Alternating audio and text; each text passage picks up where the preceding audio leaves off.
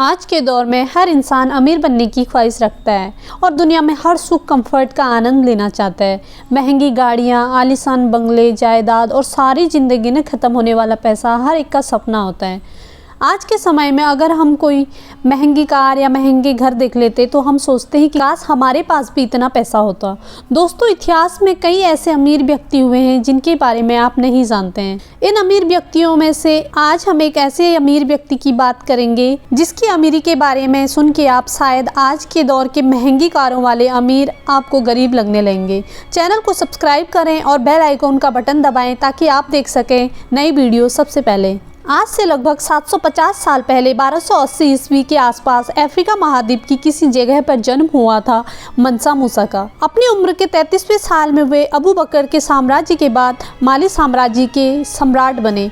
मूसा का साम्राज्य वर्तमान में घाना, टिम्बकटू और माली के विशाल भूभाग तक फैला हुआ था। ये कहा जाता है कि वे उस वक्त दुनिया के सबसे अमीर व्यक्तियों में से एक थे।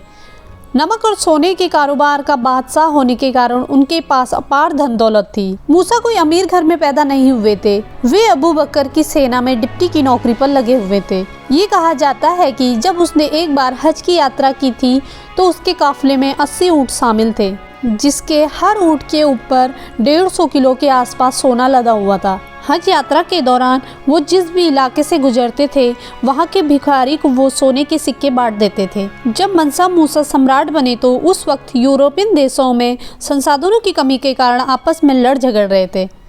उस वक्त माली साम्राज्य का सुनहरा वक्त चल रहा था और सोने के भंडार भरे हुए थे। कहा जाता है मूसा का पश्चिमी अफ्रीका राज्य दुनिया का सबसे बड़ा सोना उत्पादन करने वाला राज्य था। वे भी उस वक्त जब सोने की मांग दुनिया भर में बढ़ रही थी। एक अनुमान के मुताबिक माली साम्राज्य में एक साल में लगभग 1000 किलो सोने का उत्पादन किया जाता था। मंसा मूसा का पूरा नाम मूसा कीटा पहला था। राजा बनने के बाद मूसा को मंसा की पदवी मिली थी, जिसका मतलब होता है सम्राट।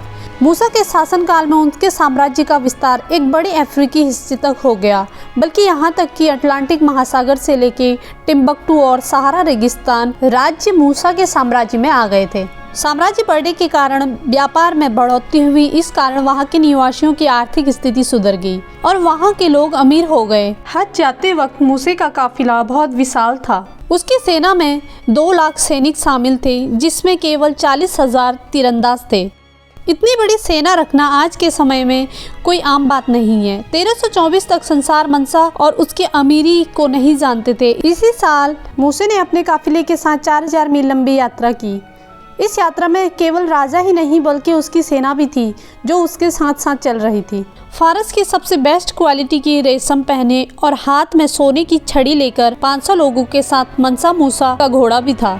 इस काफिले में 60,000 की तादाद में कर्मचारी और सैनिक शामिल थे। हालांकि काफिले में भाग लेने वाले कुल लोगों की गिनती के बारे में कोई सटीक दस्तावेज नहीं मिलते हैं, पर काफिले की लंबाई वाकई हैरान करने वाली थी। जहाँ जहाँ मूसे का काफिला निकला, लोग उसकी अमीरी देख के हैरान रह गए। ये काफिला मैसर के बीच से भी होकर निकला था। मूसे ने की गरीबी देख के सड़क पर ही सोने के सिक्के बिखेरना शुरू कर दिया। मैसर के गरीबों ने इतनी अमीरी कभी नहीं देखी थी, तो वो रातों रात अमीर बन गए। मैसर में तेजी का दौर शुरू हो गया और महंगाई भी बढ़ गई। इसके बाद 1 दशक तक वहाँ के लोगों में मंसा मूसा सम्राट का प्रभाव रहा। हज यात्रा के बाद मूसा ने अपनी सल्तनत माली में कई मस्जिदों का निर्माण कराया। कहा जाता है कि वहाँ यात्रा के दौरान हर शुक्रवार एक मस्जिद का निर्माण कराया जाता था। इसके अलावा उन्होंने किताब घर, यूनिवर्सिटी और स्कूल खुलवाए।